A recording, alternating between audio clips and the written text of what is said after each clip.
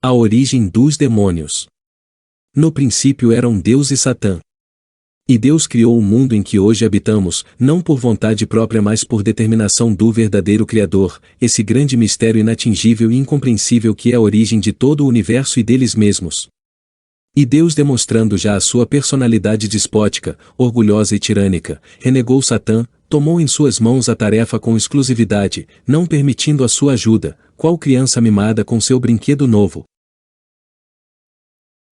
Renegado e preterido em tão nobre missão, Satã criou o seu próprio reino celestial e para lá se retirou, se isolando de tudo e de todos, habitando só em sua nova morada criada à sua maneira, e ambos cumpriram sem saber a lei universal dos opostos que geram o equilíbrio, os dois pratos da balança, o positivo e o negativo, yin e yang, como acharem melhor, o nome não muda a essência.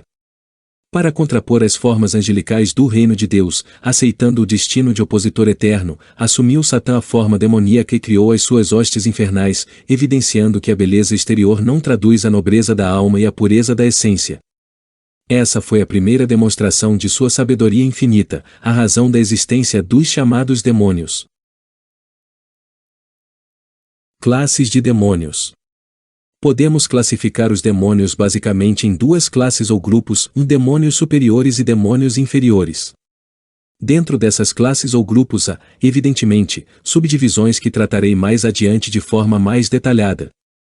Os demônios superiores são todos os que fazem parte do reino de Satã, servem e obedecem a ele. Os demônios inferiores formam um reino à parte e não servem e muito menos obedecem a ninguém. Para melhor compreensão do que eu disse, vamos nos reportar mais uma vez à época da criação desse mundo em que vivemos. Quando Satã se retirou e construiu o seu próprio reino, Lúcifer tentou restaurar a harmonia entre os dois deuses e, não sendo compreendido pelo Deus cristão, se retirou também e seguiu para o reino de Satã, levando com ele 1/3 dos anjos, como a própria Bíblia revela. No entanto, na conveniência de sempre, os relatos bíblicos não esclarecem esse episódio corretamente, se limitando a dizer que 1/3 dos anjos se rebelou juntamente com Lúcifer. É uma questão de matemática simples, e 1/3 é uma divisão em 3 partes. Se 1/3 seguiu com Lúcifer, 1/3 se manteve fiel ao Deus cristão, mais e o outro terço? Essa terceira parte é formada justamente por aqueles que se rebelaram mas não seguiram Lúcifer, ficaram no meio do caminho e sobre eles caiu toda a fúria do Deus cristão. Eles sim foram precipitados e lançados nas trevas mais profundas, dando origem ao que denominamos hoje de demônios inferiores, seres absolutamente malignos, perversos, que se espalham mais a cada dia pelo nosso mundo. Esse tema também é complexo e mais à frente vou falar especificamente sobre os demônios inferiores. Dessa forma, existem 3 grandes reinos espirituais, o reino do Deus cristão, o reino de Satã e o reino dos demônios inferiores, cada um com suas peculiaridades, suas leis, suas esferas e subdivisões que serão abordadas em outros textos.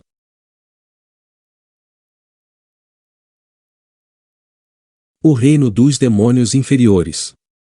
Como já expliquei em outro texto, os demônios inferiores possuem um reino próprio e têm a sua forma própria de ser e de agir, por isso não se submetem nem a Satã e nem ao Deus cristão, são absolutamente independentes, odeiam a tudo e a todos, são mesmo a pura essência do ódio e da maldade. Podemos dividir os demônios inferiores em 3 espécies, os chefes de legiões, os integrantes das legiões e os inferiores menores que não integram nenhuma legião. Esses chamados inferiores menores são via de regra os mais fracos e normalmente os que se manifestam em centros espíritas e até mesmo nas igrejas cristãs, pois realmente nem toda pessoa que cai se contorcendo nas igrejas evangélicas ou em outros lugares está fingindo. Mas eles, por serem mais fracos e agirem sozinhos, são retirados com mais facilidade. Em relação às legiões, toda legião de demônios tem o seu líder e quanto mais forte é o líder, mais demônios tem a seu serviço, maior é a sua legião, que pode ter centenas de integrantes. Essas legiões agem de forma independente umas das outras, não há qualquer união ou relação entre elas. Para se ter uma ideia, nunca existe mais de uma legião instalada na vida de uma pessoa, pois uma legião não permite que outra se instale.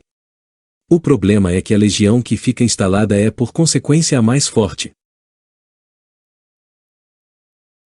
Nos próximos textos vou aprofundar o assunto sobre os demônios inferiores, explicar as formas de possessão, como são atraídos para a vida das pessoas, suas estratégias, como fazer para evitar a instalação, enfim, tudo o que eu puder para esclarecer sobre esses seres tão nefastos e para conscientizar a todos o quanto é perigoso o envolvimento com demônios para quem não tem o conhecimento necessário.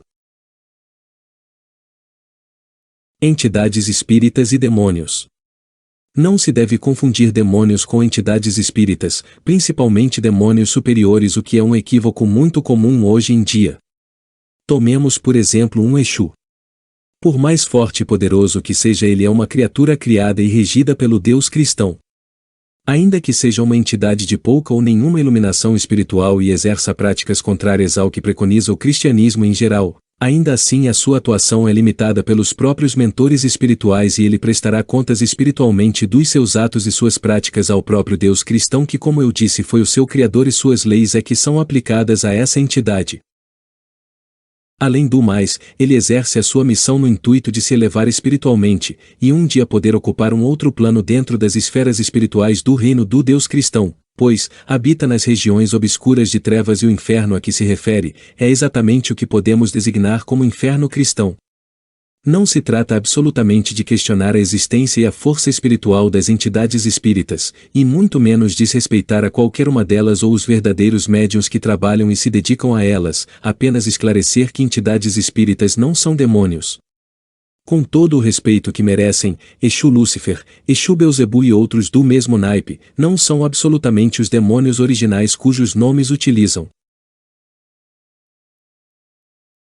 Podemos compreender então que no presente a diferença básica entre entidades e demônios está em sua origem. As entidades têm a sua origem no Deus cristão. Os demônios superiores pertencem ao reino de Satã e só a ele prestam contas. Os demônios inferiores têm o seu próprio reino e não prestam contas a ninguém. Os verdadeiros Exus têm uma ligação com os demônios superiores, pois gozam de sua simpatia, mas sabem reconhecer as diferenças entre eles. O verdadeiro Exu Lúcifer, por exemplo, estando incorporado em um médium verdadeiro, se apresentará como Exu Lúcifer e jamais como o próprio Lúcifer. Por esse motivo é que nós no satanismo real não nos envolvemos com entidades espíritas, sejam de Umbanda, Quimbanda, Candomblé ou qualquer outro segmento espírita. Somos satanistas, nosso Deus é Satã, cultuamos os demônios superiores e não criaturas que servem ao Deus cristão. Não por desmerecimento ou desrespeito, mas por sermos leais ao nosso Deus, e é sabido que não se pode servir a dois senhores, você serve a um ou a outro.